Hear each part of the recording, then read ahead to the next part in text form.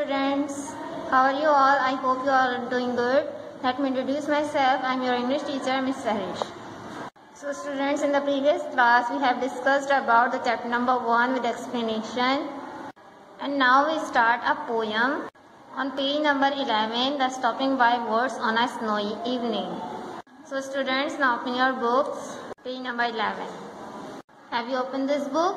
Okay. First of all, we discuss about the poet Robert Lee Frost. Robert Lee Frost, 1874 to 1963, was born in San Francisco. मतलब कब पैदा हुए थे Robert ली Frost?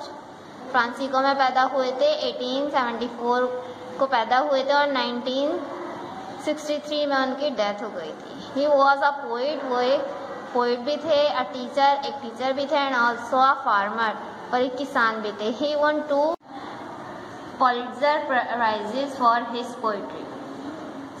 मतलब उन्होंने poetry में 2 प्राइजेस भी हासिल किए थे. So students, now start our poem stopping by words on a snowy evening. मतलब जंगलों के दरमियान रुकना. Whose words these are, I think I know. Means कि शायद मैं इन जंगलात के बारे में जानता हूँ. His house is in the village top.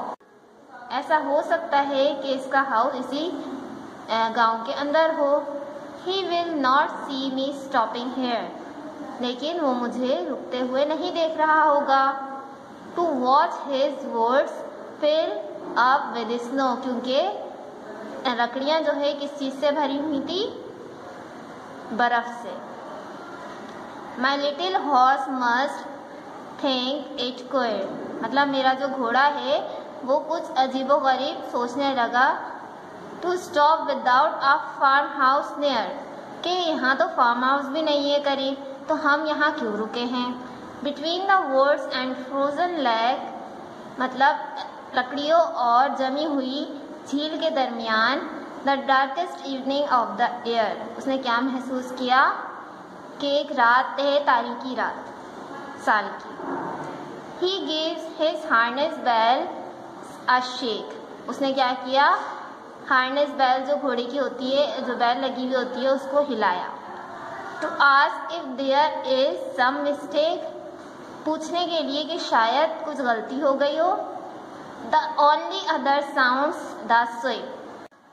और दूसरी आवाज़ों को जो आ रही थी of easy wind and downy flags. हल्की हवा और रुई के गालों की. The woods are lovely. लकड़ियाँ क्या थी? बहुत प्यारी थी. Dark, अंधेरी थी. And deep, और बहुत गहरी थी. But I have promises to keep.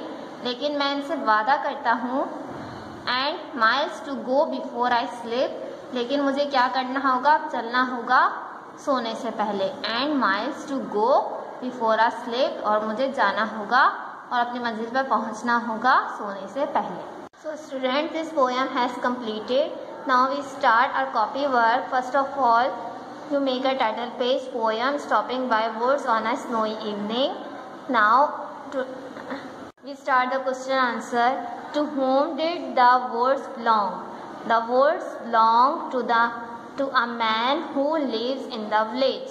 Question number 2 is, did the rider see a farmhouse? No, the rider did not see a farmhouse. Question number 3 is, during which season or month do you think this event took place? During the winter season, this event took place. So students, the question answer of this poem has completed. We will meet in the next class with new lecture. Take care. Allah Hafiz.